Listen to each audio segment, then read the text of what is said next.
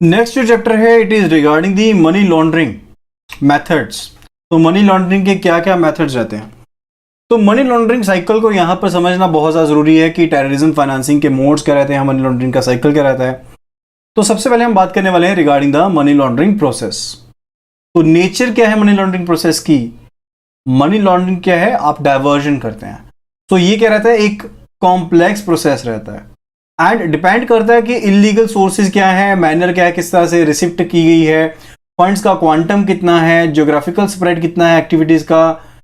तो इस तरह की कई चीजें हैं जिसके हिसाब से जो प्रोसेस है उसको हम समझ सकते हैं। एंड जो सोफिस्टिकेशन हो सकती है, इसमें कॉम्प्लेक्सिटी हो सकती है मनी लॉन्ड्रिंग के अंदर, ये वर्चुअली इनफाइनाइट हो सकती है, बहुत ज्यादा हो सकती है। लाइकवाइज यहां पर एक अकाउंट में पैसा पड़ा, एक अकाउंट से यहां पर करोड़ों ही छोटे छोटे अकाउंट्स में पैसा ऐड कर दिया गया, जो वर्ल्ड वाइड डिफरेंट कंट्री से राउट होता हुआ फिर एक सोर्स पर इकट्ठा हो गया। तो ये क्या है, मनी लॉन्ड्रिंग का ही एक प्रोसेस का छोटा सा एग्जांपल है। एंड जो फाइनेंशियल इंस्टीट्यूशन है इस मनी लॉन्ड्रिंग के प्रोसेस में कहीं पर भी हो सकती है जिस पर उसका इस्तेमाल किया जाएगा। Now let us see the basic money laundering cycle. तो बेसिक साइकिल क्या हो सकता है मनी लॉन्ड्रिंग का, कि जो इलीगल आपके फंड्स रहते हैं, जो इलीगल फंड्स रहते हैं, जो मे भी हो सकता है आपको रैंसम के तौर पर मिले हो, यानी कि अपहरण के लिए आपको पैसा मिला हो, या फिर हो सकता है कॉन्ट्रैक्ट किलर के द्वारा रिसीव किए गए हो, या फिर इलीगल सेल ऑफ ड्रग्स हो सकती है, इलीगल सेल ऑफ आर्म्स हो सकता है, जिससे जो हथियार हैं उनको इलीगल तरीके से बेचा गया हो। तो ये जो कैश अमाउंट अब आपके पास यहाँ पर इलीगल वे से इकट्ठा हुआ है, तो यहाँ पर इसे लीगल तरीके से आपने पेश करना है, ठीक है। यानी कि इलीगल सेल किया आपने, ransom money I, contract killer को जो पैसा आया, तो आपने इसको क्या करना है, लीगल तरीके में कन्वर्ट करना है। तो उसके लिए क्या रहता है कि 3 स्टेप्स हम पढ़ेंगे, उनको देख लेते हैं। पहला स्टेप क्या है, प्लेसमेंट है, यानी कि फिजिकल प्लेसिंग। आप पैसा जो है उसे बैंक में जमा तो करवाना ही पड़ेगा, तभी वो बैंकिंग सिस्टम में आएगा। एंड ये बेसिक पॉइंट्स है जहां पर इसे पकड़ा जा सकता है, इनिशियल पॉइंट पर ही इसे पकड़ा जा सकता है, ठीक है। इन बिटवीन पॉइंट पर जो मनी लॉन्ड्रेड है उसे पकड़ पाना बहुत डिफिकल्ट है, ठीक है। प्लेसमेंट टाइम पर आप इसे पकड़ सकते हैं, जब फिजिकल प्लेसिंग हो रही है, फंड्स डिपॉजिट किए जा रहे हैं बैंकिंग सिस्टम में, यानी कि लीगल फंड्स में ट्रांसफॉर्म कर दिया गया। Next it is layering. Layering का मतलब क्या है, distancing the funds placed into the banking system, यानी कि ओरिजिन का पता ना लगे इसलिए आप क्या करते हैं, डिफरेंट ट्रांजैक्शंस करते हैं, डिफरेंट अकाउंट्स में ट्रांसफर्स करते हैं। तो आप लेयरिंग तैयार करते हैं through creation of various layers of financial transactions, ठीक है, ताकि जो सबसे पहली एंट्री स्टेज थी उसका पता ही ना लगे। यानी कि मेरे पास 100 करोड़ का एक अमाउंट है, वो 100 करोड़ सीधा नहीं जमा होगा, पहली चीज तो ये है। अब ये अमाउंट जो जमा होगा 500, 1000, 2,000 की अमाउंट में नंबर्स ऑफ अकाउंट्स में जमा हो गया। फिर उसके बाद उन एंट्रीज को एक अकाउंट से दूसरे अकाउंट में एंट्रीज में घुमाया गया।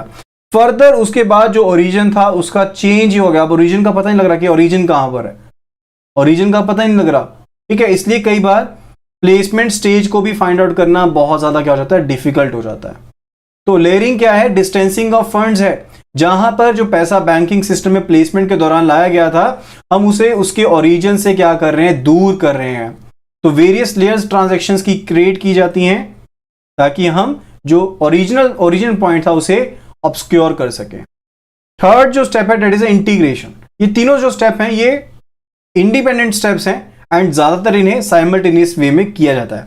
इंटीग्रेशन क्या है कि जो एक्यूमुलेटेड फंड्स हैं उनको आपने डिफरेंट अकाउंट्स में डाल दिया, जो इकट्ठा पैसा था उसे आपने डिफरेंट अकाउंट्स में डाल दिया, वहां पर डिफरेंट बैंक्स में डाल दिया हो सकता है। अब ये पैसा क्या है, लीगल बन गया है। अब ये पैसा क्या है, लीगल बन गया। अब लीगल पैसे को आप लीगल मार्केट में लगा सकते हैं। तो थोड़ा डिटेल में समझ लेते हैं। तो पहला जो स्टेप है दैट इज अ प्लेसमेंट। तो प्लेसमेंट जो है ये पहला स्टेप है मनी लॉन्ड्रिंग साइकिल का, जहां पर जो फंड्स को इलीगल एक्टिविटीज के थ्रू जनरेट किया गया है उसे लीगल फाइनेंशियल सिस्टम में लाया जाता है, लीगल फाइनेंशियल सिस्टम में इंट्रोड्यूस करवाया जाता है। तो यहां पर टिपिकली क्या होता है, कैश डिपॉजिट होते हैं लोकल फाइनेंशियल इंस्टीट्यूट में।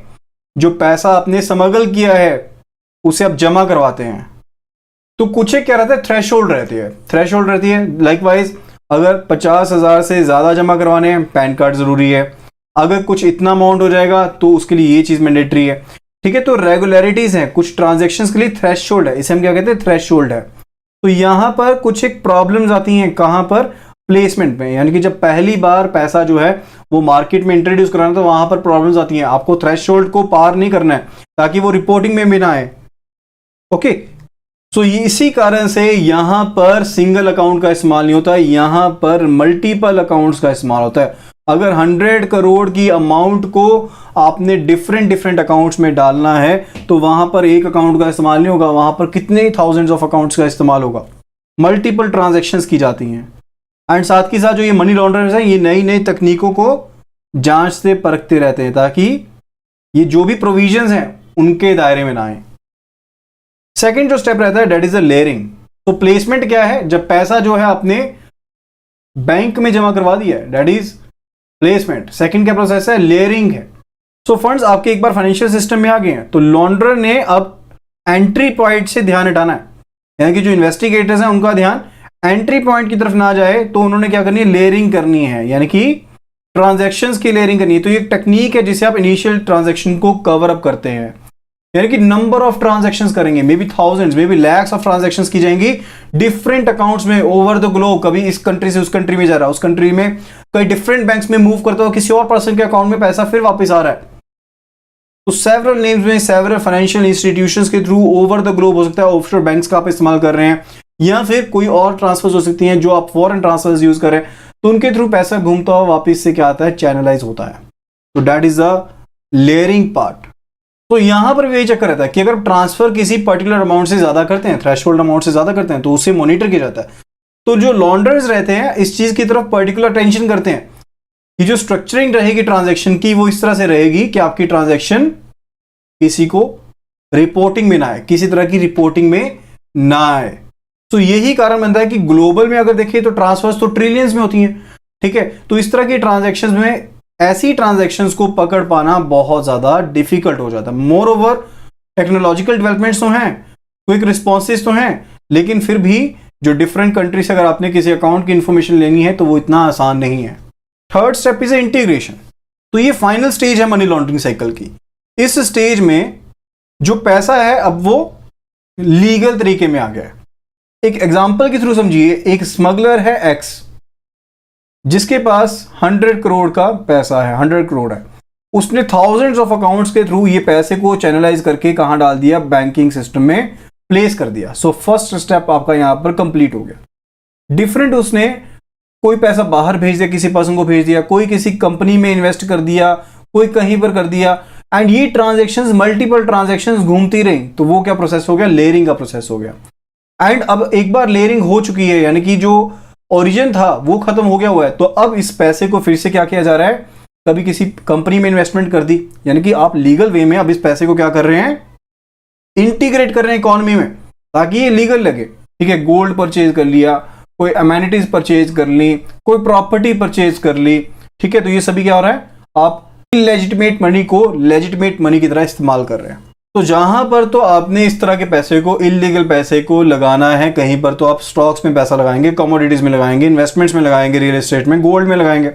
एंड जहां पर आप लॉन्ग टर्म की तरह सोच रहे हैं तो बिजनेस में भी इन्वेस्ट कर सकते हैं, किसी के कंस्ट्रक्शन, रियल एस्टेट डेवलपमेंट में कर सकते हैं, फिल्म मेकिंग में इस्तेमाल हो सकता है पैसा। तो यहां पर इस एक्स पर्सन की जो मंशा थी वो पूरी हो गई है, इसका पैसा अभी लीगल पैसा बन गया।